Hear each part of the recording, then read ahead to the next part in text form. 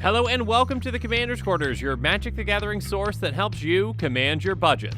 This show and episodes like this one are possible thanks to viewers like you. If you're looking for an easy way to help support this show, make sure that you like, share, and subscribe. Also, hit that bell notification icon so you don't miss any new episodes. You can also go check out our playmats and other merchandise at thecommandersquarters.com. Another easy way to support this show is with our TCG player affiliate links. So whether you're buying a deck or individual cards, you can use this general link right here or one in the description. And the final way that you can support this show is by supporting us directly by becoming a patron. There are many benefits to being a patron, and I truly couldn't do this without all their support.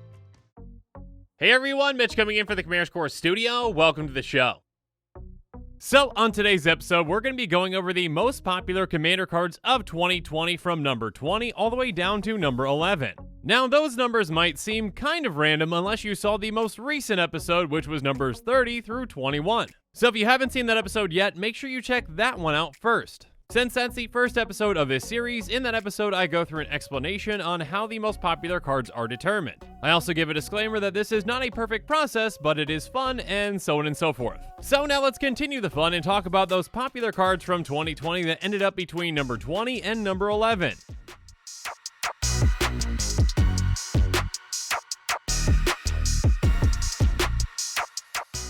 First up, coming in at number 20, we've got Garricks Uprising.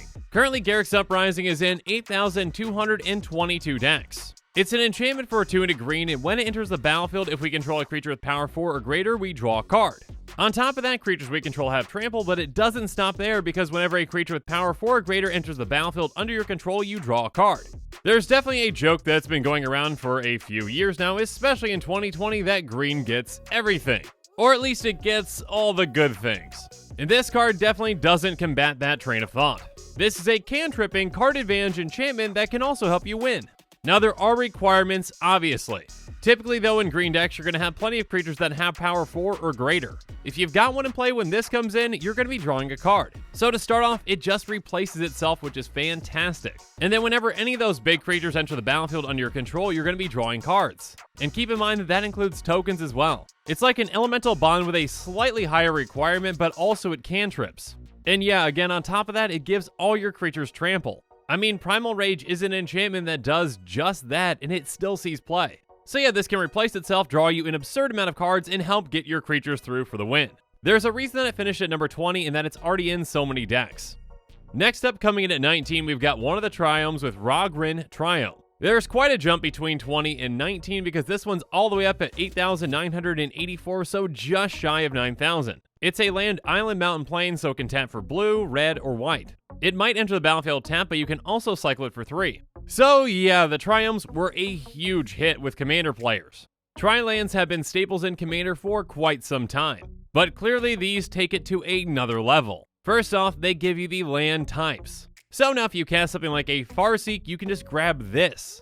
Being able to tutor for a tri-land instead of a dual land and get it directly into play is huge. It just gives you access to more colors more quickly.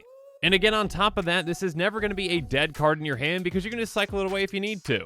So early on in the game, this can help you fix your mana, but later on in the game, if you need to ditch it, you can. And speaking of Triumphs, let's move on to the slightly more popular Indescent Triumph coming in at number 18. Indescent Triumph comes in at 9,110 decks. So whereas the Garricks Triumph was the Jeskai one, this is the Abzan Triumph. That means it's a plain swamp forest, and for the exact same reasons as the last one, this is a fantastic card. Now, why does the Abzan Triumph show up in more decks than the Jeskai one? I'm not entirely sure. It is about $2 cheaper, so that might be a factor. Perhaps the Jeskai one is more heavily utilized in other formats like Standard, hence the higher price tag. Regardless, both are fantastic cards, and obviously the Triumphs are quite popular in Commander. Now, Indescent Triumph might be popular, but it's not quite as popular as Deadly Relic, which comes in at number 17. Currently, Deadly Relic sees play in 9,187 decks. It's an instant for 3 and a black, and it says if you control a commander, you may cast the spell without paying its mana cost, exile target creature. So Deadly Relic is part of an incredibly powerful cycle from Commander 2020 that essentially you can just cast for free. Exiling a creature for free out of nowhere is a very powerful thing in Commander. I mean, Path to Exile and Swords to Plowshares are two of the most popular cards in Commander, and even they cost 1 mana. They also have very slight downsides as well, and Deadly Relic really doesn't have that. Now, obviously, there is that requirement that you need your commander in play, or it's going to cost you 4 mana, but you're playing a game of commander and most decks are built around their commander, and typically your commander is going to be in play. So when you're tapped out, your opponent might think that their creature is safe, but unfortunately for them, it's not. A card like this can come out of nowhere and really turn the game around. Now, if you do have to hard cast this, 4 mana isn't terrible, but it's not all that great. But again, the opportunity to be able to cast this card for free most of the time makes this card incredibly powerful and popular. Next up though, let's move on to number 16 with Helios Intervention. Helios Intervention is currently being played in 9,232 decks. It's an instant that costs X white and it says choose one, destroy X target artifacts and or enchantments, or target player gains twice X life. So the reason this one is so popular is because of life gain. Just kidding. Typically you're going to be choosing that first option, but having some flexibility is never a bad thing. With this, you can pick and choose at instant speed multiple artifacts and or enchantments to get rid of.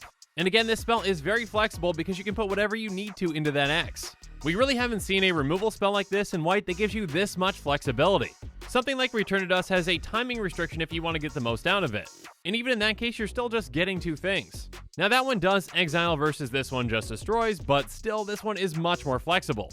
And again, in an emergency, you can gain a good amount of life to save yourself. So there's definitely a reason that Helios Intervention finishes so high on this list. But not quite as high as Migration Path, which comes in at number 15. Currently, Migration Path sees play in 9,403 decks. It's a sorcery that costs 3 and a green, and it says search your library for up to 2 basic land cards, put them onto the battlefield, tap, then shuffle your library. That might sound similar if you've ever heard of a little card called Explosive Vegetation. The main difference is that this one also has cycling for 2.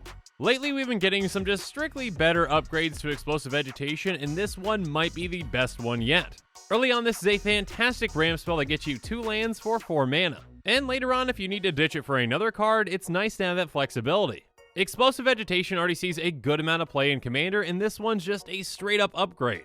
So yeah, I would anticipate that number is going to keep growing and eventually pass Explosive Vegetation as well. Well, at least logic would say that it should, because this is just a strictly better card. But now it's time for us to move on to number 14 with Fassa Deep Dwelling. Fassa comes in at 9,445 decks. And actually that number is a combination of the decks that she's the commander of and the ones that she's in the 99 of. Currently she's the commander of about 500 decks, but she's in much more decks than the 99. So let's talk about what this card does to talk about the reasoning for that. She's a 6/5 god with Indestructible that costs 3 and a blue. She has as long as your devotion of blue is less than 5, Fassa isn't a creature. Also, at the beginning of your end step, exile up to 1 other target creature you control, then return that card to the battlefield under your control. And by paying 3 and a blue, you can tap another target creature. So Fassa is essentially a Conjurer's Closet that's just straight up better. She costs 1 less, as Indestructible can be a 6/5 creature and can be used to tap another creature. So yeah, strictly a better version, though yes, she cannot fit in as many decks because of that blue requirement. Still, essentially any kind of a blank-centric deck that includes blue is going to want this card. She's not only hard to deal with, but she can also give you a huge amount of value throughout the game. But now let's move on to number 13 in yet another Triumph with the Savai Triumph. This one comes in at 9,446 decks. And this card is popular and powerful for the exact same reasons as the other Triumphs. Its current price point is right around the same amount as the Initha Triumph, which is around $5. Why is this one more popular? Not entirely sure. But if you happen to know the exact reasoning as to why this one is more popular than the last two, let me know in the comments below. But now let's move away from the Triumphs and on to number 12 with Destiny Spinner. Destiny Spinner currently sees play in 9,517 decks. She is a 2/3 enchantment creature human that costs 1 and a green. She has creature and enchantment spells you control can't be countered. And by paying 3 and a green, target land you control becomes an XX elemental creature with trample and haste until end of turn, where X is the number of enchantments you control, it's still a land.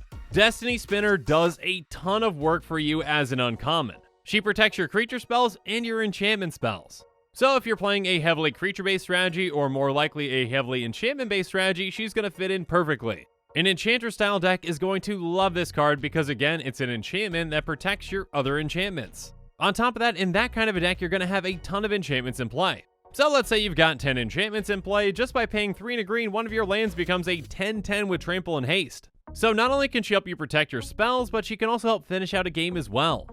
But now it's time for us to move on to the last card for today with number 11 in Nyx Lotus. Nyx Lotus is the first of these cards to reach over 10,000 decks at 10,067. It's a legendary artifact that costs 4 and it enters the battlefield tapped. When you tap it, you choose a color and you add an amount of mana of that color equal to your devotion to that color. Essentially, this is the Mana Rock version of Nykthos Shrine to Nyx. Now, this card is probably pretty limited to just monocolored decks, but within monocolored decks, this thing is an absolute bomb. My rule for Mana Rocks is typically I want a Mana Rock that taps for half the amount of mana that I put into it. So if I was paying 4 for a Mana Rock, I'd want one that taps for at least 2. And this can tap for much more than that. For a monocolored deck in particular, your devotion can be huge. So by the time that this untaps, it can produce a ton of mana. And like Nykthos, if you've got ways to untap it, you can take even more advantage of it. And in Commander, there are plenty of different ways to untap artifacts, so have fun with that. Now, as popular as all these cards are, there are still some that are even more popular. So make sure you're on the lookout for my next episode in this series where I go through the top 10. In the meantime, think to yourself what cards could potentially make that list. There are a ton of great ones from last year, but only a powerful few can find their way into that top 10. So make sure you watch out for that episode, and as always, thanks again and have a good one.